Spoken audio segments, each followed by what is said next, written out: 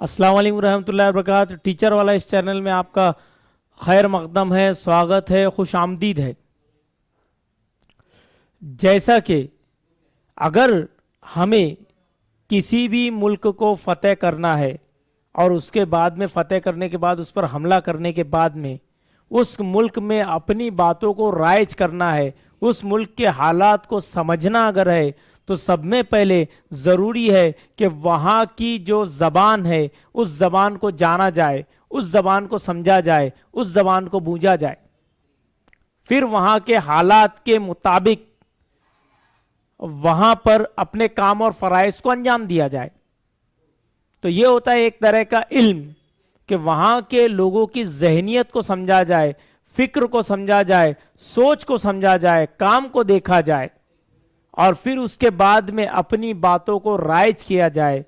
तो ऐसा ही दौर पाया जाता है हिंदुस्तान के अंदर 1657 ईस्वी सन के बाद से लेकर के 1857 ईस्वी सन तक। और इस सन के अंदर हुकूमत अंग्रेज हिंदुस्तान में अपने कदम जमाई और जमाने के बाद में अपनी बातों को राइज किया।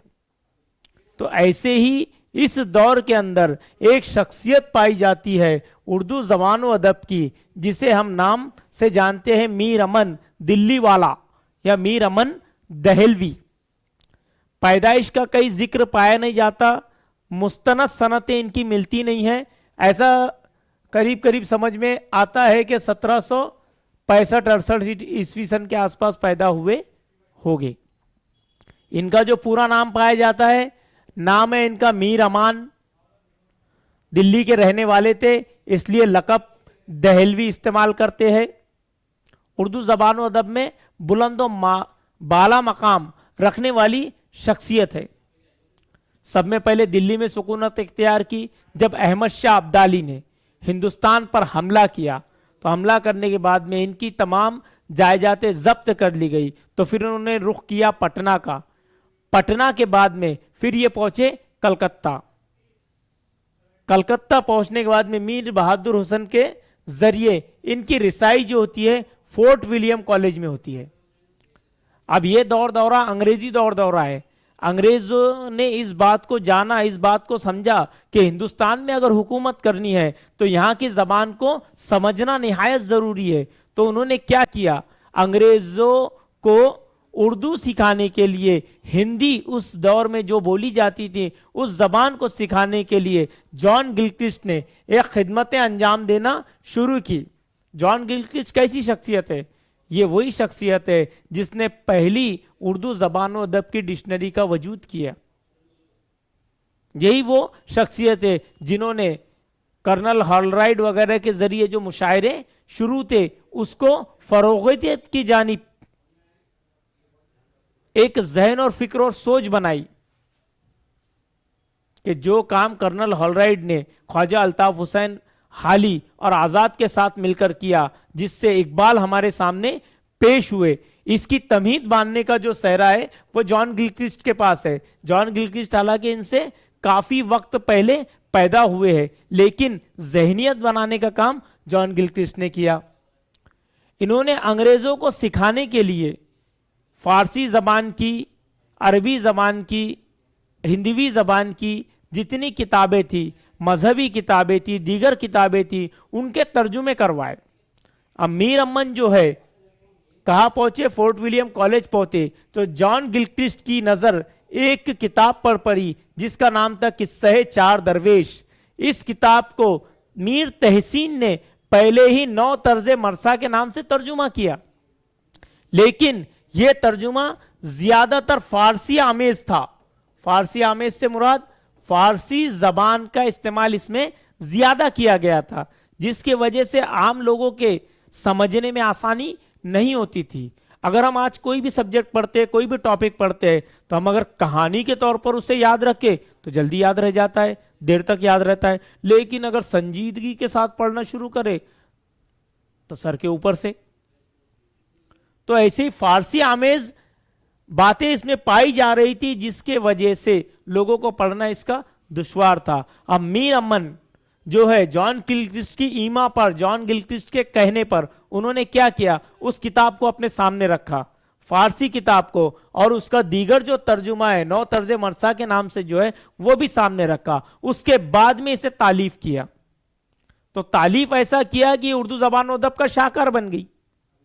شاہکار اس طریقے سے بن گئی کہ اس کا جب وجود ہوا تو اس کا نام دیا گیا باغ و بہار، فارسی نام ہے اس کا قصہ چار درویش۔ اس کے اندر لفاظی ترجمہ بھی پایا جاتا ہے، ٹرانسلیشن ورڈ ٹو ورڈ، اس کے بعد میں عبارت آرائی بھی پائی جاتی ہے، کسی بھی چیز کو بڑا چڑھا کر کے پیش کر دینا، کافیہ آرائی بھی پائی جاتی ہے، کافیہ بندی جسے ہم کہتے ہیں کہ جیسا کہ ایک سبزی والا جب صدا لگاتا ہے تو اس کے اندر یہ کہتے ہیں کہ آؤ آؤ تازی سبزیاں لے لو، آلو لے لو، کاندے لے لو، پیاز لے لو، وغیرہ وغیرہ چیزیں لے لو، تو وہ جو لے لو لے لو لے لو جیسا آتا ہے وہ کافیہ بندی میں پایا جاتا ہے۔ تو ویسے ہی اس کے بعد میں وزن بھی بالکل بہترین پایا جاتا ہے کہ نثر جو ہے کئی ٹوٹتی ہوئی نظر نہیں آتی، روانی غضب کی پائی جاتی ہے، سادگی اتنی بہتر ہے کہ عام بول چال کے جتنے الفاظ ہیں اس مختصراً کتاب میں آپ کو مل جائیں گے۔ دلکشی پائی جاتی ہے کہ منظر نگاری جب پیش کرتے ہیں تو سبحان اللہ، ایسا منظر لا کے آنکھوں کے کھڑا کر دیتے ہیں کہ پڑھنے والا قاری جو ہے اس منظر میں محو ہو جاتا ہے۔ اس کے بعد میں بے تکلف نثر ہے، ایک بات کا اگر ذکر شروع کر دیے تو کئی تکلف ہی نہیں کرتے، جیسا کہ حیدرآبادی کھانے کے اگر ہم ذکر کریں تو جب میر امن دسترخوان لگاتے ہیں تو ان کا دسترخوان جو ہوتا ہے وہ دسترخوان اتنا پیارا ہوتا ہے کہ جس کی کوئی حد نہیں، زبان میں پانی، منہ میں پانی، ذائقہ، ہر چیز کی سوچ بڑھ جاتی ہے۔ جب پلاؤ کا ذکر کرتے ہیں تو یخنی پلاؤ ہے، مکھنی پلاؤ ہے، سادہ پلاؤ ہے، تیز پلاؤ ہے۔ جب بریانی کا ذکر کرتے ہیں تو حیدرآبادی بریانی ہے، کچے کی بریانی ہے، لمبے چاول کی، چھوٹے چاول کی، آج ہم جو کہتے ہیں، تو تمام تر چیزیں آتی ہے۔ جب حلووں کا ذکر کرتے ہیں تو ایسے حلوے، مونگ کی دال کا حلوہ، گاجر کا حلوہ، اس کے بعد میں پایا جاتا ہے لوکی کا حلوہ، سبزیوں کا حلوہ، ایسی چیزوں کا ذکر کرتے ہیں دسترخوان کے اوپر کہ دسترخوان نہیں بلکہ آسمان سے اتری ہوئی نعمتیں ہیں۔ تمام تر ہندوستان میں بولی جانے والی جو کھانے کے جو پکوانوں کے جو نام ہے پورا کے پورا ان کے دسترخوان پر موجود ہوتا ہے، جس سے جو ہے انگریز سیکھ سکے۔ اس کے بعد میں منظر کشی کہتے ہیں کہ اس کے اندر عناصر، فوق الفطری عناصر بھی پائے جاتے ہیں، پریوں کا ذکر بھی پایا جاتا ہے، انسانی ذاتیات اور شخصیت کا بھی ذکر پایا جاتا ہے۔